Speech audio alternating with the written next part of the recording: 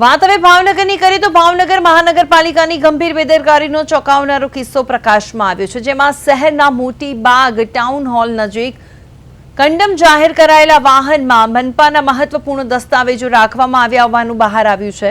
મળતી માહિતી મુજબ આઈસીડીએસ વિભાગના જૂના વાહનોમાં રોડ ટેક્સ, ટાઉન પ્લાનિંગ સહિત વિવિધ વિભાગોની અગત્યની ફાઇલો બેદરકારીપૂર્વક મૂકી રાખવામાં આવી હતી। સોશિયલ મીડિયામાં વાયરલ થયેલા વિડીયોમાં આ દસ્તાવેજો સ્પષ્ટ રીતે દેખાતા તંત્રની કામગીરી અને સુરક્ષા વ્યવસ્થા પર ગંભીર સવાલો ઉઠ્યા છે। મહત્વપૂર્ણ બાબત એ છે કે ફાઇલો ભંગાર જેવી હાલતમાં મળતા જો આ દસ્તાવેજો ગુમ થાય અથવા તો તેનો દુરુપયોગ થાય તો નાગરિકોને નુકસાન થવાની શક્યતા પણ વ્યક્ત કરવામાં આવી છે।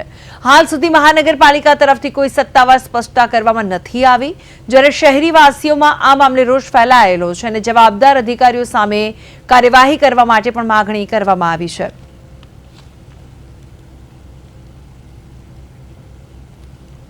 સામાન્ય રીતે રદી પસ્તીના નિકાલ માટે અમે કલેક્ટરશ્રીના જે મંજૂરેલા ભાવોથી નિકાલ કરતા હોઈએ છીએ।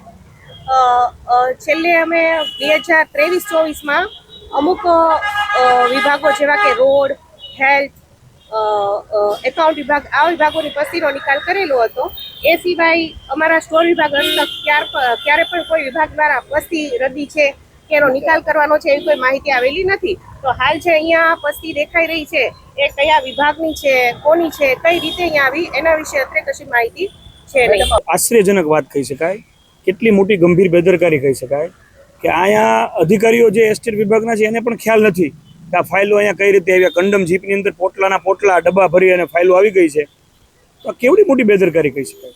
આવા અત્યારે જે ચૂંટણીનો માહોલ છે ત્યારે મહાનગરપાલિકાના કર્મચારીઓ દ્વારા જ આ વસ્તુ આચરવામાં આવી હોય એ ફાઇનલ છે, અને જો અધિકારીઓને જ ખબર ન હોય કે આટલા બધા પોટલા અહીંથી ક્યાંથી આવ્યા, કેવી રીતે આવ્યા, એટલે બહુ જ શરમજનક વાત કહી શકાય।